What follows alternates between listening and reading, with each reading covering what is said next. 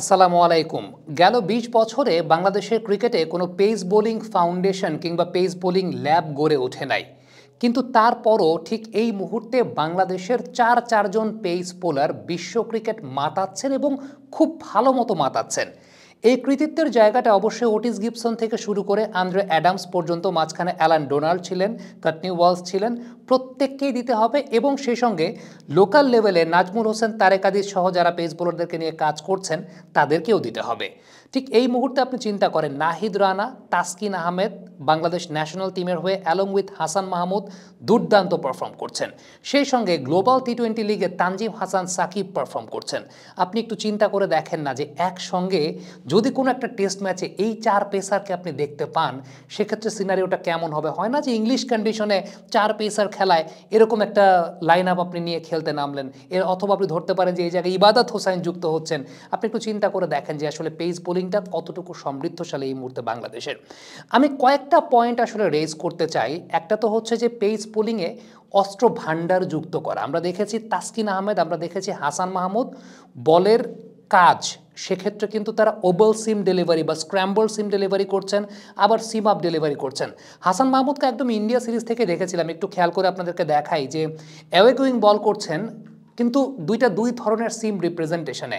একটা বল তিনি করছেন যেটা সিম আপ ডেলিভারি অ্যাওয়ে গোয়িং, আরেকটা বল তিনি করছেন ওভাল সিম বা স্ক্র্যাম্বল সিম ডেলিভারি। খেয়াল করে দেখেন দুটো ক্ষেত্রে কিন্তু হাতের পজিশনের জায়গা থেকে শুরু করে সব কিছুই কিন্তু কিছুটা ডিফারেন্স রয়েছে। একদম সিম পজিশনটাই ডিফারেন্সটা আপনি খেয়াল করে দেখেন যে ওভাল সিমের ক্ষেত্রে বা স্ক্র্যাম্বল সিমের ক্ষেত্রে, সেক্ষেত্রে বা ফ্লোটার ডেলিভারির ক্ষেত্রে বল সিম রিপ্রেজেন্টেশনটা একরকম, আবার যখন সিম আপ ডেলিভারি করছেন তখন সিমের রিপ্রেজেন্টেশনটা আরেক রকম, এবং যখন বল ছাড়ছেন দুটো একই দিকে মুভ করছে কিন্তু বলের সিমের রিপ্রেজেন্টেশনটা আসলে ডিফারেন্ট। একটা ক্ষেত্রে একদম সোজা গিয়ে বলটা পড়ছে, আরেকটা ক্ষেত্রে বলটা প্রজাপতির মতো একটা ফ্লোটার ডেলিভারি জেনারেট করছে।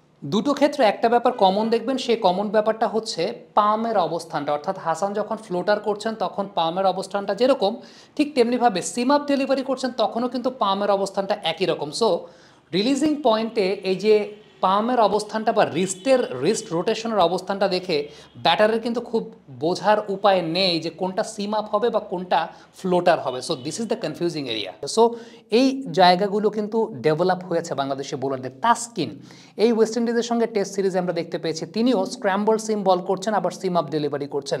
একদম একই জায়গায় পিচ করে স্ক্র্যাম্বল সিম এবং একই জায়গায় পিচ করে নর্মাল সিম আপ ডেলিভারি। খেয়াল করে দেখবেন সিম আপ ডেলিভারি যখন তাসকিন করছেন তখন সিম পজিশনটা আপরাইট অবস্থায়, কিন্তু যখন স্ক্র্যাম্বল সিম করছেন তখন সিম পজিশনটা কীরকম, তখন সিম পজিশনটা হচ্ছে আড়াআড়ি অবস্থাতে।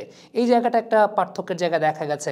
থাম্বের পজিশনের একটা পার্থক্যের জায়গা দেখা গেছে যে স্ক্র্যাম্বল সিমের সময় থাম্ব পজিশনটা একরকম, আবার যখন তিনি নর্মাল সিম আপ ডেলিভারি করছেন তখন থাম্বের পজিশনটা আরেক রকম। সো এই জায়গাগুলো কিন্তু আসলে খুব ইম্পর্টেন্ট। নাহিদ রানার পেস নিয়ে অনেক কথা হচ্ছে। দেখেন নাহিদ রানার পেস ডেফিনেটলি এটা অনেক বড় ফ্যাক্টর। সেই সঙ্গে নাহিদ রানার যেটা সবচেয়ে বেশি ডেভেলপ হয়েছে সেটা হচ্ছে বোলিং সেন্স ডেভেলপমেন্টের জায়গাটা, লাইন লেন্থের জায়গাটাও কিন্তু উন্নত করছেন।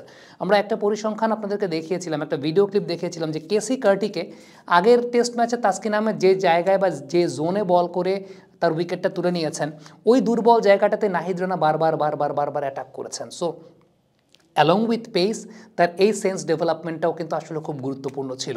দেন কামস তানজিম হাসান সাকিব, গ্লোবাল টি-20 লিগের যেভাবে বোলিং করছেন আপনি খেয়াল করে দেখবেন, একদম লাস্ট রংপুর রাইডার্সের সঙ্গে ম্যাচটা যদি চিন্তা করে দেখেন, হিট দ্য ডেক ডেলিভারি তিনি করছেন এত সুন্দরভাবে, এবং বল পড়ার পর পেস খুব বেশি ডিক্রিজ হয় না।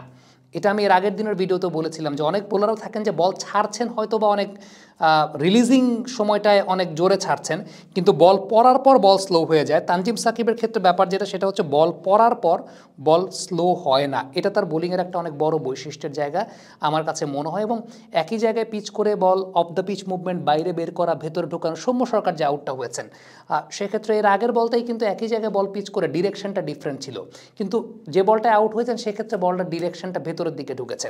সো এই যে পেস বোলারদের এই সমস্ত জায়গাগুলো, এগুলো কিন্তু দীর্ঘদিনের পরিকল্পনারই ফসলের জায়গা, এবং ওইটা বাংলাদেশ ক্রিকেট বোর্ডের এই উইংটা, পেস বোলিং উইংটাকে একটা ধন্যবাদ দিতে হবে। বিশেষ করে প্রথমত লোকাল লেভেলে যে সমস্ত পেস বোলাররা কাজ করেছেন। দেখেন সিলেটে এত বেশি পেসার কেন তৈরি হয়, এটার পেছনে যদি আমি কারণ বলি সেক্ষেত্রে সবচেয়ে বড় কারণটা হচ্ছে নাজমুল হোসেন। নাজমুল হোসেন তিনি, আপনি যদি 19, 20, 21 এই সময় থেকেও চিন্তা করেন এনসিএলে তিনিই সবথেকে বেশি পেস বোলার খেলাতেন, যে কারণে সিলেটে কিন্তু আলটিমেটলি আপনি দেখবেন যে প্রচুর পেসার, রেজাউর রহমান রাজা পাইপলাইনে আছেন, আবু জাহেদ চৌধুরী রাহি তিনিও সিলেট ডিভিশনের, খালেদ আহমেদ তিনিও সিলেট ডিভিশনের। সো সিলেট থেকে আমরা ম্যাক্সিমাম পেসারদেরকে দেখি, তানজিম সাকিব তিনিও সিলেট ডিভিশনের, ইবাদত তিনিও সিলেট ডিভিশনের। সো এই পার্টিকুলার জোন থেকে আমরা বেশি পেস বোলারদেরকে দেখি এবং সাম্প্রতিক সময় এদেরকে নিয়েই কিন্তু নার্চারটা করা হয়েছে এবং ন্যাশনাল টিমে যারাই ছিলেন, with due respect to all, যেটা শুরু হয়েছিল ওটিস গিবসনের সময় থেকে। অনেকে অ্যালান ডোনাল্ডকে খুব গ্লোরিফাই করেন, হ্যাঁ plan wise Alan Donald was very good, but এটার সূত্রপাতটা কিন্তু আসলে ওটিস গিবসনের সময় থেকে। ওটিস গিবসন যে রোডম্যাপটা তৈরি করে দিয়েছিলেন সেই রোডম্যাপটা পরবর্তী সময় ফলো করেছেন অ্যালান ডোনাল্ড এবং সেটাকে অ্যান্ড্রে অ্যাডামসও খুব ভালো মতো ফলো করছেন বলে আমরা দেখছি। এখন যে বিষয়টা গুরুত্বপূর্ণ সেটা হচ্ছে পেস বোলারদের ওয়ার্কলোড ম্যানেজমেন্টটাকে নিশ্চিত করা, যে কোন পেস বোলারকে আপনি কখন খেলাবেন, কোথায় খেলাবেন, কোন ফরম্যাটে খেলাবেন, আবার কয়টা ম্যাচ খেলাবেন, সেটাও কিন্তু খুব ইম্পর্টেন্ট। নাহিদ রানাকে আপনি টি-20 খেলান, কোনো সমস্যা নেই, কিন্তু কয়টা টি-20 খেলাবেন একটা সিরিজে সেটাও খুব ইম্পর্টেন্ট একটা ব্যাপার। চাইলেই সবাইকে সব কিছু খেলানো যাবে না, বড় টুর্নামেন্টের জন্য অনেক কিছু প্রিজার্ভ করে রাখাটাও খুব গুরুত্বপূর্ণ। কমেন্ট বক্সে আপনাদের মন্তব্য মতামত জানতে চাই।